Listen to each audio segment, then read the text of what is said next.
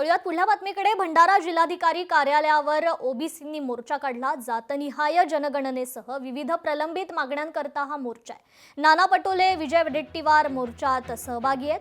ओबीसींच्या जातनिहाय जनगणनेसह विविध प्रलंबित मागण्यांकरता भंडारात सकल ओबीसींचा हा महामोर्चा निघाला। या मोर्चात विविध ओबीसी संघटनांसह ओबीसी समाजातील अनेक नेते एकत्र येताना पाहायला मिळतात। याचाच आढावा घेतलाय आमचे लोकशाहीचे प्रतिनिधी शशिकांत भोयर यांनी।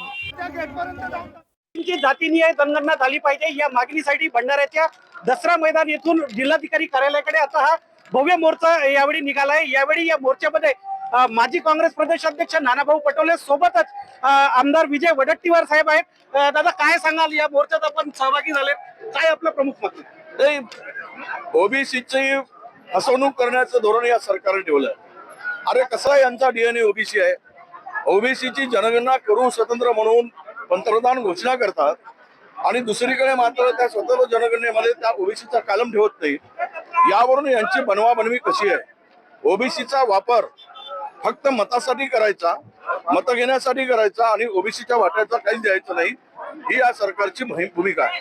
आणि त्यासाठीच आमची मागणी स्पष्ट आहे की तुम्ही स्वतंत्र कलम जो आहे तो ठेवा ओबीसी साठी। एससी एसटीचा जसा ठेवलाय तसा तो ओबीसीचा कलम ठेवा।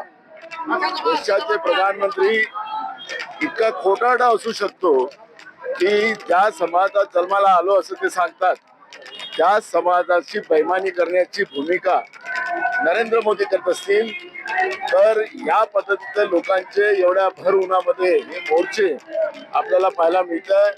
लोक रस्त्यावर उतरलेले आहेत। ही भूमिका सगळ्या समाज बांधवांची आहे आणि हे केली नाही तर त्याचे परिणाम भाजप आणि या केंद्राच्या सरकारला भोगावे।